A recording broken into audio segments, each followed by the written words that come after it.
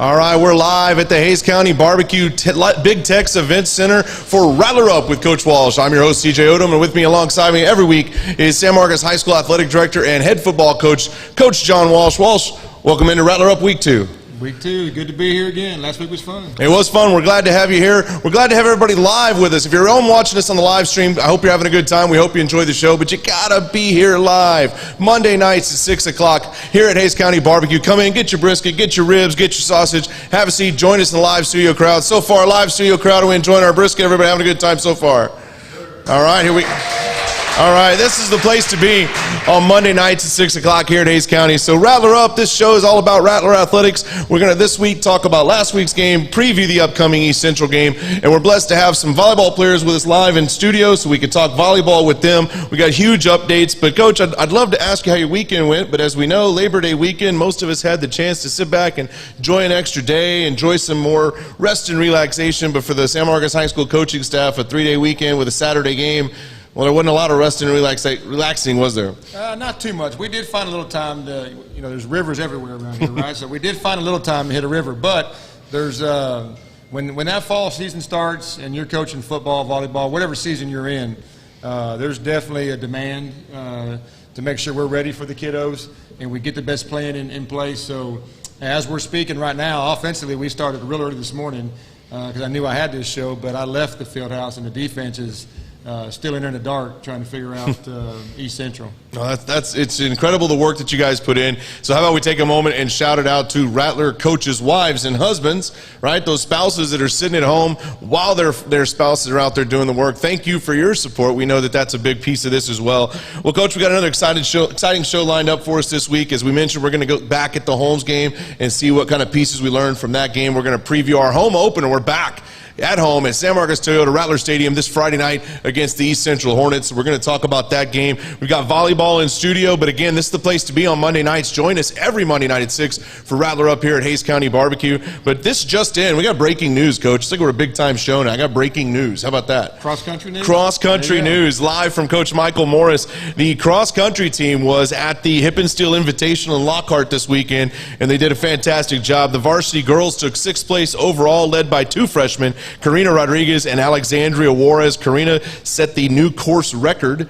in Lockhart, so that's fantastic. The varsity boys took 5th overall, also led by 2 freshmen, Marcos Morales and Connor McLaughlin. The JV boys were runners-up. The JV girls took the whole championship. Coach, cross-country, just another valuable piece of Rattler Nation, am I right? Yeah, absolutely. And I've been in the business for 28 years, and it's every year.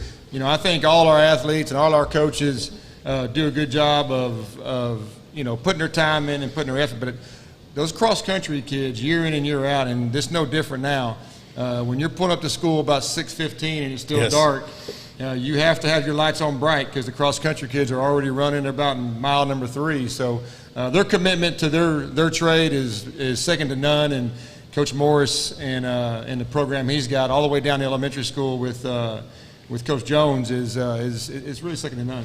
And that's what's really cool about their program, and so many of our programs, we're really reaching deep to bring them along. It's not something that just gets started in their freshman year, right? Absolutely. We're trying to get Rattler Rattler Athletics K through 12 as best we can through these COVID times, but we're making strides.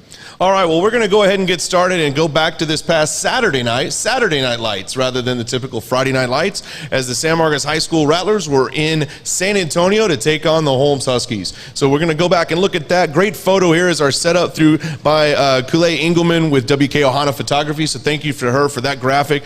Of course, the Rattlers traveled down there to take on Holmes. The Rattlers went up early, but Holmes was able to tie it up each time. We get that 21-14 lead disappeared, and the Rattlers found themselves down 35-28 midway through the third and began that fight to get back on top. The Rattlers do score the touchdown to get them within 1, but a failed 2-point conversion left them down 35-34, and that's where the score would stay, moving the Rattlers to 0-2 on the year in this pre-district portion of the schedule. But there's so much to break down about this game, so many positives and so many individual success stories that we saw that's really going to play out and I think benefit us moving forward in the season. So before we break down the game itself, Coach, let's take a look at some highlights from this exciting Saturday night matchup and let us know what we're seeing and what happened in each of these big plays that we see here. Yeah, there's so much to talk about before we even get to these plays. This is still Isaiah. So yeah, so we're is a big third down conversion. We were behind the chains, and that's actually his third read right there that he came to and it's a backup. And we'll get to the injuries here in a minute, but Isaiah is throwing with a hurt hand to a guy who's not played running back all year long. So that's where we were.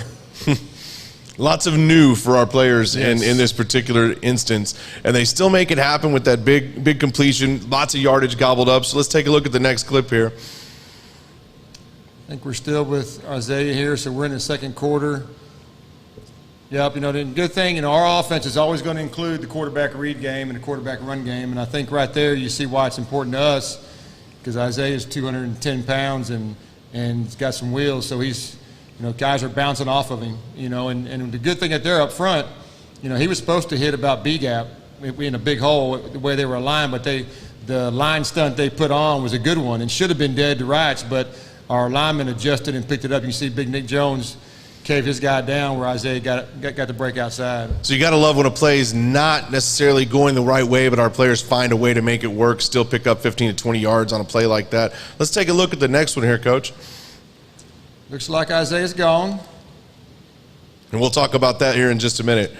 Yeah, so this is cutter gauge. When you're the backup quarterback, you don't get a whole lot of reps. You get reps, but not the ones you need to play 2.5 quarters in a varsity football game as a sophomore. So he came in and executed great. The guy catching that ball is Tony Diaz, who's in the shop tonight with us, and he played I coached the JV too, and he played JV with me last week. So he had a big game that we'll get to later. And I think we got one more here to take a look at. Yeah, this is late in the game. I think about the 35-28, and our offensive line started winning the match up front, and we were down to one running back, which was Schulte, and we rode that horse all the way down, and he got one play break out of maybe 8 plays, and this was a big pickup right here for us to get us to tie it up. So lots of exciting highlights, but let's take a look now at the absolute play of the game. And so we want to bring this up every week. We're going to have the play of the week. This one comes to us. We're going to let you walk through this one. It comes right when we have some injury substitutions. Is that right? Yeah, so we're scrambling like crazy, and I can't wait to tell that story. But Cutter's in. This may be his 3rd or 4th play. We're backed up again, and we dial up a double move by Tony. He runs the route great.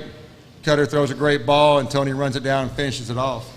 So again, in the play of the week, and we'll talk here in just a minute, it really is kind of the story of the game. Injuries resulted in players in positions they're not supposed to be in, and we still break this 80-plus yard touchdown pass. Well, there you go. That's our play of the game. So, Coach, like you said, the overall story of the game is the injury bug. It bit the Rattlers, and it bit hard. We had several players out from the beginning. We did without Jaden Brown, Jameel Gordon, Malik Gordon. We have Kanui Guidry injured on the opening kickoff return. We have quarterback Isaiah De Leon go down mid-game. He still has over 100 yards passing and 2 touchdowns before he goes down, so he contributes. Then he's out. So talk to us about just the scramble that is happening as plans change, as personnel change, and you're trying to make something happen against those Huskies Saturday night. Yeah, to start the game as a head coach, it's important that your kids play. And Tony, we're going to use Tony, talk about Tony a lot tonight, but there's 2 of them, Tony and Malachi. They're 2 sophomores that I started on the JV that I knew could play varsity football, but you don't want to bring young kids up and they play 3 plays and they could have played a whole night of Thursday night football. So we kept them down. Anyway, we brought those 2 guys up this week because we didn't have Jaden Brown, we didn't have Vega, we didn't have Malik, and we didn't have Jameel. And the names I'm naming are not just guys that are starters. They are our touchdown getters. They are our guys we game plan around, and they play both sides of the ball. So it's a big hit, but we still felt good going into it that we were going to be okay in this ball game and not have to bring anybody else up. And then play number 1, we lose Kanui. So now I'm down to 1 running back. We run 2 backs and 3 backs, so we're having to pull the safety. So we pulled the safety Decker, which means we got to pull someone off the bench. It just trickled down all over the place. And then a few started cramping, and Isaiah really got hurt early. I think Isaiah's in there. It's maybe the first series. Yeah, I think we lost Kanui but Isaiah played another quarter and a half, and he showed me his hand, and it was swelling. And I just gave him the old coach a look, like, just tough it out, let's go. And then they just kept getting fatter and fatter, and the trainers came by and said that they're going to pull him.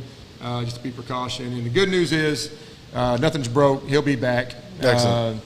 And the other good news is Jaden Brown will be back next week. There's still a few we're not sure about.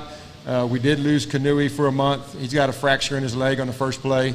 So in all, when we're scrambling and we're pulling kids off the bench that weren't expecting to play, and they got significant playing time, and we still found ourselves scoring at the end and going for two to win the ball game, that's where, if you're just a guy that picks up the internet and sees the score and says, oh, crap, San Marcos lost again 35-34, you don't know the picture, you don't know the insides.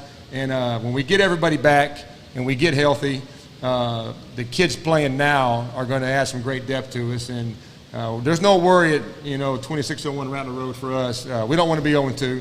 But we know we're going the right direction. And I think that depth is the key thing, right? The depth is what's really exciting, knowing that we're getting those guys back, some as early as this week, some here in a couple of weeks. But in their absence, the fill-ins were fantastic. They stepped up. You mentioned running back Jake Rodriguez-Schultz. He had a drive that was just all him. I mean, he just powered the ball down the field. You had quarterback Cutter Gage Webb. He starts off with that 87-yard touchdown to wide receiver Tony Diaz, who comes up from the JV, gets 165 yards receiving. And so on that note, Coach, I think it is time. Let's make it official. I think we kind of see where we're going here. Let's name our Rattler of the Week. Tony Diaz. All right, so Tony Diaz, you see there, photo by Will Engelman with WK Ohana Photography. Come here, Tony. Player of the Week, Tony Diaz. In week 2, he has 5 receptions for 165 yards, 2 touchdowns. And, Coach, I think you're going to be able to tell the story of this young man the best as you look and see exactly what happened. Tell us about, again, how he gets on the field in the first place to now go in and contribute in the way that he did. Yeah, at the beginning of the year, we had pretty good arguments. My younger coaches knew this kid could play. We all knew he could play. But again, I didn't want to have him up, and he wasn't contributing in a big way. So it was simple. Right in the middle of I think I told you, second quarter of the New Braunfels game, didn't I? He can't play, so he's suiting up with this in the New Braunfels game. Malik goes down, Jamil's sore, JB goes down. I walk over to him and say, well, it didn't last long on the JB. You're up next week. And I told Malachi, I think the same thing. So he possesses great ball skills.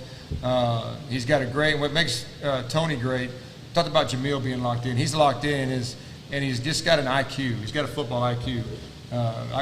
We can put something on the sideline and say, run this, and he can do it just like that. And to be a young kid, I'll tell the story. I'll kind of tell half the story, but there was a play I called late in the game, and I actually said I wish I called Tony's number. He's this little dude sitting right next to me, and just said, yeah, you should have. He didn't miss a beat. So he's right. I should have. So he'll just continue to grow in his role, and we get everybody back, and he's still with us. It's just going to make us more dangerous, as you saw the highlights. All right, well, Tony, so congratulations on being named the Rattler of the Week. Got to be exciting for you again. Walk us through the mindset, right? At the beginning of the season, you're a wide receiver on the JV squad. You get told, there may be opportunities to come up and play in the varsity, but I think in your mindset, you're probably thinking it's a play here or a play there. What was it like knowing that actually, no, you're going to play a vital role in the way the team plays this game this past Saturday night? I was just ready to play. I was locked in the whole week, just ready to play the game. What do the coaches do for you during the week to get you to a place where you can be locked in like that? They make sure I know everything. They walk through stuff with me.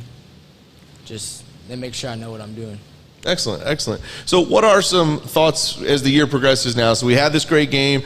Obviously, you want to continue to be a big part of this. What are some things you're going to be doing now, especially this week going into East Central and then the following weeks when district starts up? What are some things you're going to be doing to really amp up your game these next coming weeks?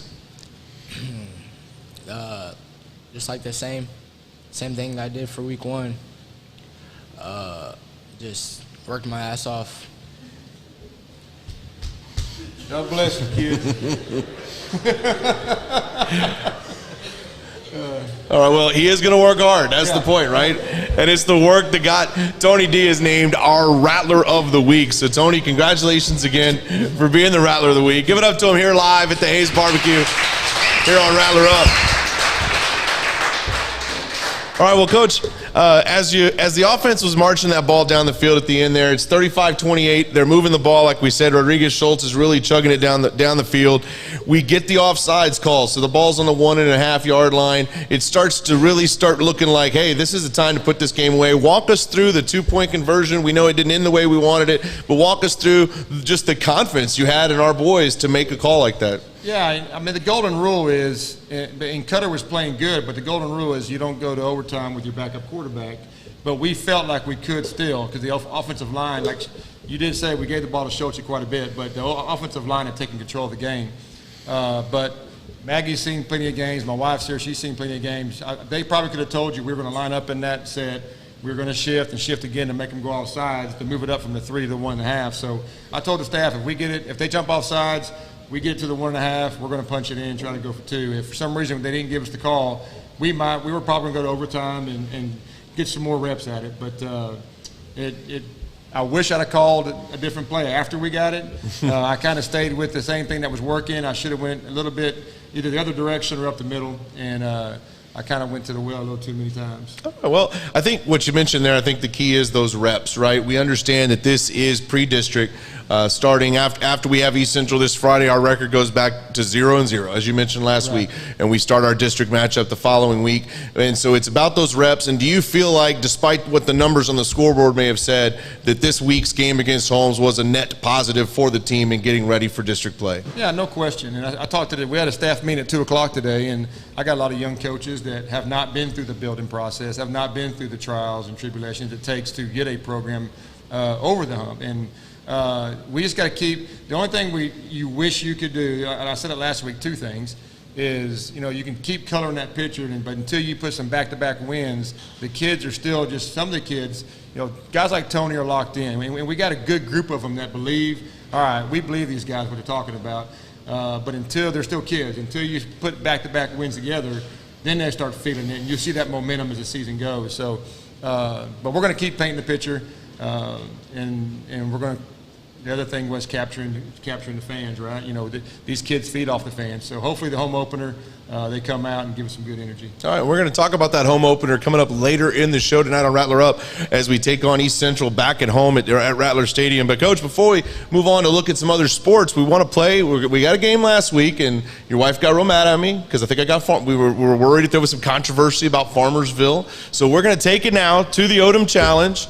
And I may be taking myself in it a little deeper rather than just challenging you. I'm going head-to-head this week, Coach. We're going to do NFL College Pick'em. So our producer, Josh, has set us up for this. So 5 games, 2 NFL, 3 college. We're not going to pick against spread. You just got to pick the winner of the ball game. Okay. Me versus you, and we'll come back, and the loser's buying the winner some more brisket at Hayes County Barbecue next Monday at 6 o'clock. Sound good? Let's do it. All right, so we start off this Thursday night. NFL opens up. Cowboys in Tampa Bay against Buccaneers. Buccaneers are a 7.5-point favorite. I'll let you pick first. Cowboys, Buccaneers. I'm a Cowboy fan. I hope they win. There we go. Hayes County Barbecue's glad to hear that, or at least Jason is. But he did say I had to pay for supper, so my money's important to me. So I'm not betting against Tom Brady. All right, so that's a Buccaneers vote, and so again, that's where I'm torn here, right? I've got trying to use my football IQ, but my Cowboy fandom is pulling. So Josh, put me down for the Dallas Cowboys in that game. Now you'll know about mid-season when I've finally gotten frustrated. I'm picking against them because I don't care anymore. But in week 1, we're going 16-0, winning the whole dang thing, and I'm excited. All right, well, Saturday, 3 college matchups for the local big teams. So number 1, you got Texas going to Arkansas. Now, they're a 6.5-point favorite, so UT versus Arkansas. I guess it's my turn to go first, and I believe Texas takes care of business against the Razorbacks, so I'm taking Texas. What say you, Coach? Yeah, I saw Arkansas had a tough time with Rice this weekend, so I'm going to have to go with the Longhorns as well. All right. Next up on Saturday as well, we got Texas State, our Bobcats. They travel after a real tough game against Baylor. Real proud of the way they showed out against the Baylor Bears this past week. They go to Florida to take on FIU. FIU, a 1.5-point favorite, so this is practically a pick'em. And it's your turn, Bobcats versus FIU. Yeah, I'm high on the Bobcats. I think just reading the articles that they had a shot to beat Baylor if they just take care of the ball. So they got a lot of seniors. Got a lot of seniors through the portal. I think the Bobcats get it rolling this year. and I'm going to have to go there too. So we're agreement in two. I'm staying with the Bobcats as we go to Florida. I hope it's just the Cowboys game we're in. That'll be what it boils down to. Yeah, because I got to believe no one's going off the reservation here. The other Saturday game is A&M travels to Colorado. Maybe once upon a time a little more tight game, but with the Colorado team in decline, A&M a 17-point favorite. Yeah, either of us not taking the Aggies here. In the 90s, that was a game. Now, Colorado's playing pretty good last year. That new coach got it going.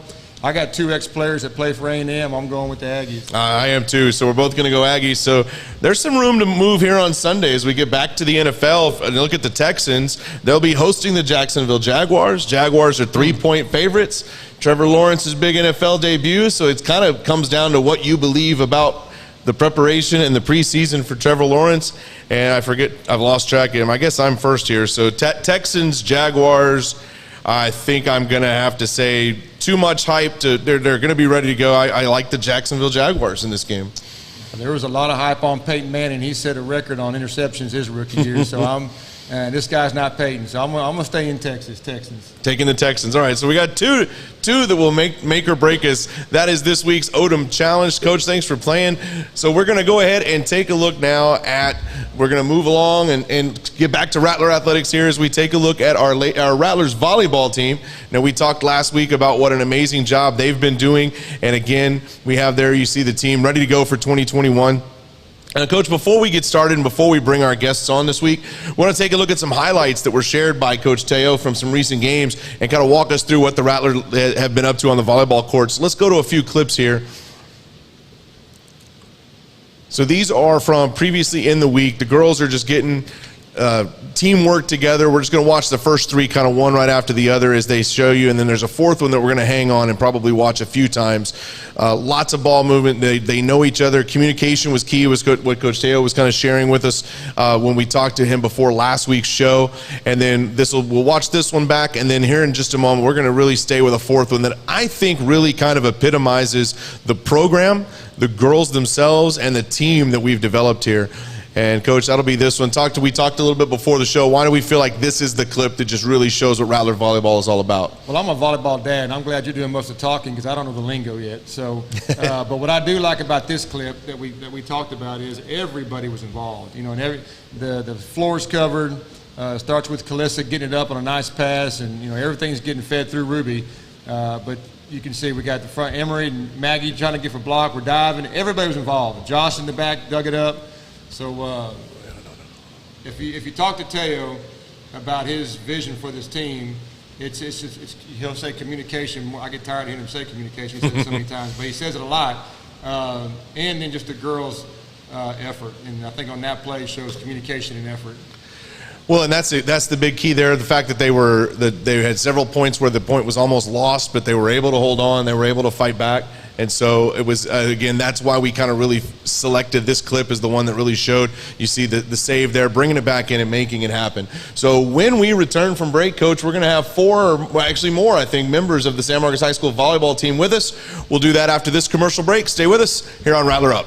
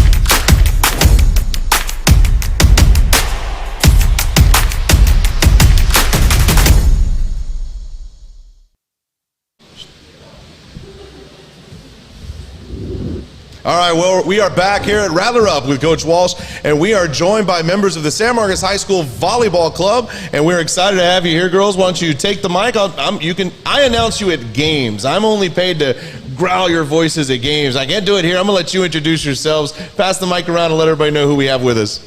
Hi, I'm Jocelyn Roberson. I'm a senior outside hitter, and I'm committed to Tarleton State. Hi, I'm Emery Jones, and I'm a senior middle blocker. My name's Ruby Gordon. I'm a junior setter. I'm Maggie Walsh. I'm a senior outside hitter and committed to Texas State.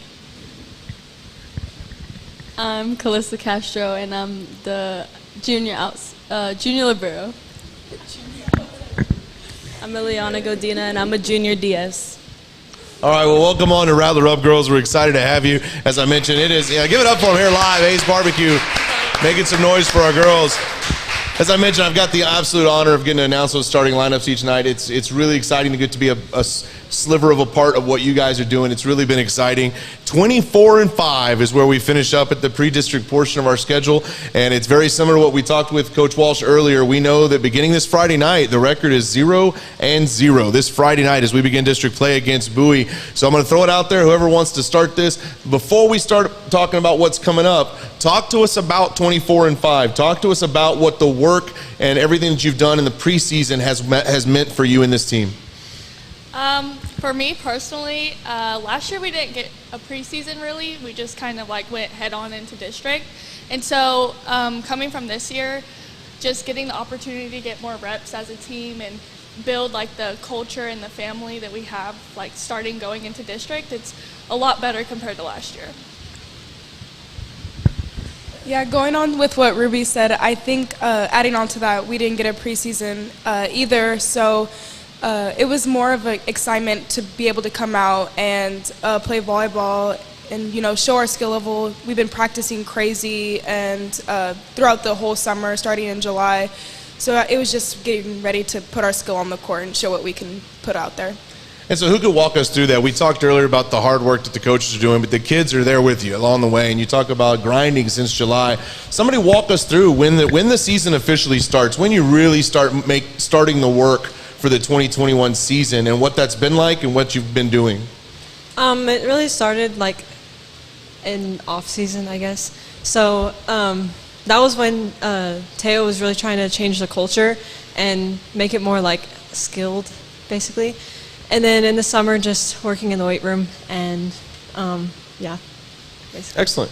Well, let me ask Ruby. I'm going to go right to Ruby on purpose here. Ruby, you got into that 1,000 assist club earlier this year. Talk to me about what that meant for you and what kind of improvements you look to make as the year progresses. So for me, like the week before, I had watched Maggie get her 1,000 kill after she got her 1,000 digs. And I'll walk you through what all these words mean later, Coach. Appreciate it. It's really important stuff. They're great. So watching that happen to her, it was like super exciting. Like I don't know, and then for it to happen to me, it's more of like I owe it to the team. I can't get a set without a pass. I can't get an assist without a kill. So it's less of it's like more on me and more on my team. Excellent. So Maggie and Jocelyn, we talked on Rattler Up last week about the unique position that you guys have been in. Maggie, you last year, Jocelyn this year. Talk to us straight from your mouth now about what that's been like for both of you. You've experienced going new town, new school, new program, and in this case, it's really been taking off and doing a great job. Talk to us about that experience and who and how people have helped you make it. Yeah, for me last year, moving here, it was like everyone wanted to like win, but I don't think really they didn't know really what it felt like to win. So when Jared came in, She said Jared. Coach Teo, same thing. Coach Teo came in. He really wanted Easy, John. He really wanted, he really got the girls like bought into what he was saying of like, we can be good if we just like listen to what he's the game plan and all of that. So like seeing it all come together and like getting to play like with everyone and seeing us win games is like very good to see. All right. So Jocelyn, talk to us about you've been experiencing that this year now. Yeah, so it's never easy moving to a new school, and I have to give it to my teammates for being the most welcoming girls I know. when it was the first day, showed me around school, showed me like the different plays we have on the court, showing me, what team culture really is. And that's really big to me because team culture is everything on the court. If you don't have that team bond, you're not going to get along on the court. You're not going to, it's not the same. So being new, it was really good. It felt good being able to know they have my back and everything. And so, Emery, you guys have talked about it a little bit already, but Emery, talk to us about that coaching staff. Not only Coach Teo, but Coach Villegas, Coach Kennedy, and just some of the things that they've been doing to get you prepared and their role in this big 24-5 start as we head into the district play. Yeah, so we all love the coaching staff. On the sidelines, they're all super supportive, and we have Winrow and Villegas that are just kind of the funny ones. They crack us up. And then Kennedy kind of just has your back and calms you down. And he's been our head coach basically, not really, but for the past week. And then Teo's really just the one. All right, well, talk to us tonight. Like we said, we here this Friday, we start back over. It's 0-0. We know that's where we sit. We're going to go against Bowie this Friday. So obviously winning every single game and going all the way is the big goal. We know that. But talk to us about some other, not about the wins and losses, but the other kinds of goals that you guys have set for the team. And whoever wants to kind of take that is welcome to. I think one of our biggest team goals this year, besides winning, would just be to build a family bond, which is kind of what we already have, but put some strength on that, to where you can call anyone anytime and they're there for you. I think that's one of our biggest goals right now. And honestly, following Jared's game, or Coach Teo's game plan. We played our first playoff game last year against Vandergrift. That was one of our best games ever because we went with his game plan, and so just going with his game plan is also our biggest goal. Okay, so Coach Walsh, talk to us about, as an athletic director, so we have you on here as a football coach often, but as an athletic director, talk to us about how exciting it is for you to see the program success and how that translates to success across Rattler Nation. Yeah, there's no question. Winning, it just breeds winning. And with what these girls have done, I talked about, the home crowd coming out to Rattler Stadium this week, is they've already created that culture in the gym. And, I've been to a lot of volleyball games, and they've been to a lot of volleyball games, and I'm not sure there's been a gym that, and we haven't even started district yet. So they've created that, the culture that we want to build from top to bottom, no matter what sport we're talking about. So this is new to us. This new athletic program is new as of last year, and they're kind of at the forefront of building that winning culture. And you can hear their words. It's not just about Jared's game plan. It's about the culture. It's about doing it for each other. And I know this. All our programs got good leadership from the staff and from seniors and junior players. And it's fun no matter what sport you go into. It's fun. They're having fun in there. And I can say that about all the programs. So it's a lot funner when you're 24 and whatever. So and they, like I said, they're the forefront of. We're following them right now. And I can speak to the environment, like I said, not only the live environment, but the infectiousness of the smiles and the happiness. The girls are having a great time. I bring my 9-year-old daughter to games with me oftentimes, and she's just having a blast. She loves watching you guys play. She thinks you're just the greatest things that ever happened. I hope you know that you're really having that effect across the city of San Marcos, and we're real proud of you. So before we let you go, you got a live mic. How about we do a shout out? Give everybody a chance to shout out to somebody watching at home or maybe here live at Hays County Barbecue. Shout out Coach Teo. So now that one's taken. She was smart to go right to Coach Teo, so y'all can't be dropping Teo. Now that's off the table. You can't repeat shout-outs. New rule. All right, go ahead. I would shout out my parents because they're my biggest supporters. I would shout out my club coaches just because, they have my back just as much as my school coaches. I would shout out Kennedy because he literally did pretty good this week. So shout out to him. Shout out to Coach Winrow and Villegas for always being so supportive. Shout out to Trey J, my dad, and my mom for don't know, supporting. All right, well, ladies, thanks for being on Rattler Up with us. We really appreciate it. Hayes County Barbecue fans here in the studio audience, give them another big round of applause. We appreciate all you're doing. And you've got to be with us live on Friday, this coming Friday night at 6:30. The Rattlers take on the Bowie Bulldogs as district play begins. So you're going to want to be a part of that and be there with us live in the Snake Pit. All right, well, plenty of opportunities to cheer on this program, Coach, moving forward. But we're going to get back to football now as we take a look ahead to the season opener, the season home opener against the East Central Hornets. Coach, we're back this Friday night in San Marcos Toyota Rattler Stadium. The Toyota trucks are going to be parked along the grandstands. Concession stands are open. Bands playing, cheerleaders cheering, Diamond Line is dancing. Literally hundreds, and I don't know that people understand this, there are hundreds of San Marcos High School students involved in the production and overall environment of a Friday night football game at San Marcos Toyota Rattler Stadium. So, Coach, before we talk about the game itself, we talked a little bit about it this last week, but now we're 4 or 5 days away. Right. How exciting is it to get back home? Well, you kind of gave me a headache because you gave me my whole to-do list of what I got to get done for that production, because it's a big production and there's a lot that goes into it. The producers of this, Josh, he's a big part of making that entertaining. But yeah, you're right. It involves. I love the Friday night experience for all the reasons you mentioned, because it involves a lot of people. So yeah, getting to East Central, we got a challenge. They're better than the team we played the Saturday night. So, but I still think there's a win out there for us in the home opener, and we just got to get hopefully get some of the guys back like we're talking about.